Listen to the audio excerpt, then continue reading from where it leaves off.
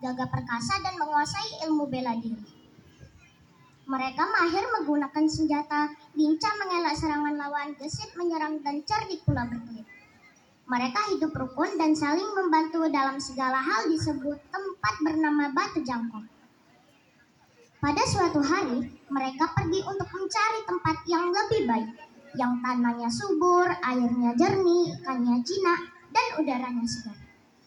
Akhirnya, tiga bersaudara ini tiba di kota Siambul dan memutuskan untuk menetap di tempat tersebut. Sementara itu, di istana, Raja Indragiri sangat resah karena Dato Debalang yang berkuasa di negeri Subai Tinggi bertindak semena-mena. Dia suka berjudi, menyabung ayam, bermabuk-mabukan, dan memperlakukan rakyatnya dengan kejam. Raja Indragiri sudah muak dengan tingkah laku Dato Debalang.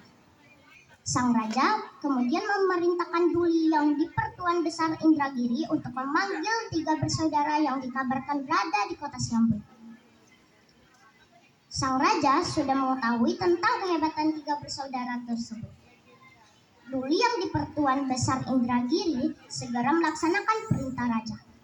Wahai anak muda, Baginda Raja meminta kalian menghadap ke istana di Pekan Tua, sapa sang Duli kepada tiga bersaudara. Karena permintaan raja, mereka tidak bisa menolak. Mereka pun berangkat ke istana menghadap sang raja. Sesampai di hadapan raja, mereka pun memberi hormat. Ampun Baginda, apa gerangan Baginda Raja memanggil kami?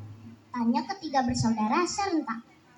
Sang raja menjawab, begini saudara-saudara, kami bermaksud meminta bantuan kalian untuk menaklukkan Dato Debalang yang bertindak semena-mena di negeri Subai Tinggi. Mendengar jawaban sang raja, mereka pun menyanggupi permintaan sang raja. Sebagai bekal, masing-masing mengajukan perlengkapan yang diperlukan.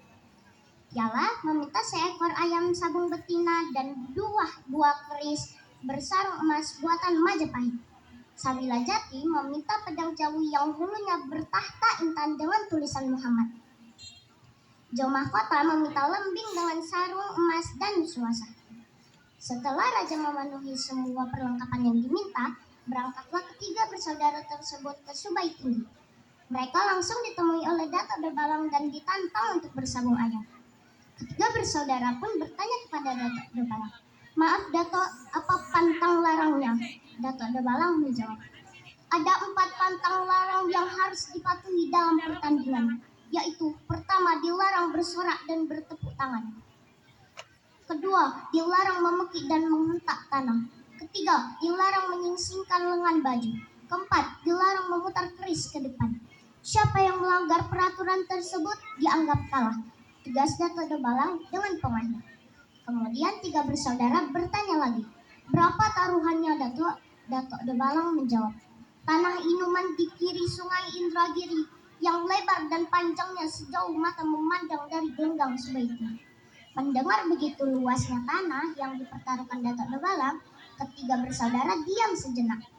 Karena kecerdikan mereka, dengan percaya diri mereka pun berujar serentak. Kami memberikan taruhan tanah kota Siambul di kiri sungai Indragiri, lebar dan panjangnya sehabis mata memandang dari gelenggang Subai Tinggi. Sesungguhnya mereka tidak mempertaruhkan apa-apa, sebab kota Siambul tidak dapat dilihat dari Subai Tinggi. Namun, Dato Debalang menerima taruhan itu tanpa menyadari kebodohannya. Setelah kedua belah pihak menetap taruhan, saatnya menentukan hari pelaksanaan pertandingan sabung ayam. Hai anak muda, kapan kita laksanakan pertandingan itu? Tanya Dato Debalang.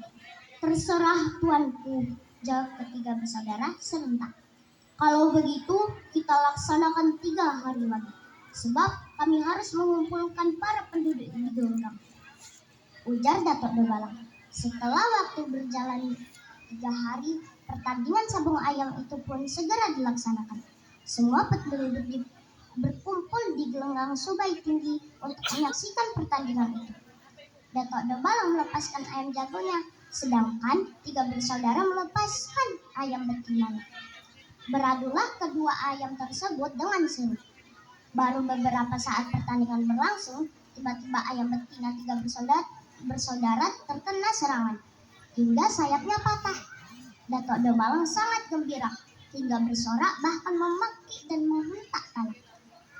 Tanpa ia sadari, ia melanggar semua aturan yang dibuatnya. Berkali-kali tiga bersaudara mengingatkan Dato' Dobalang bahwa dia telah melanggar peraturan. Dan siapapun yang melanggar peraturan harus dianggap kalah. Namun, Dato' Dobalang tidak peduli. Tiga bersaudara tidak tahan lagi melihat tingkah si Dato' angkuh itu. Sambil bersiap mengantisipasi serangan Dato' Dobalang, mereka melantunkan sebuah gurindam. Penat mau bergalah, coba-coba mengelas, penat hendak mengalah, coba membalas. Ternyata benar, baru saja gurindam itu lepas dari mulut tiga bersaudara, tiba-tiba Dato' Dobalang menyerang mereka dengan kerisnya. Tiga bersaudara sudah siap, sehingga dengan mudah mereka mengelak dan balas menyerang Dato' Dobalang. Pakikan dan bentakan bersaut-sautan. Berkali-kali Dato' Dobalang mengayunkan kerisnya ke arah tiga bersaudara. Berkali-kali pula Dato' Dobalang memekik geram karena serangannya dapat dielak oleh tiga bersaudara. Dato' Dobalang yang menggeram macam singa lapar, Dato' Dobalang menyerang tiga bersaudara.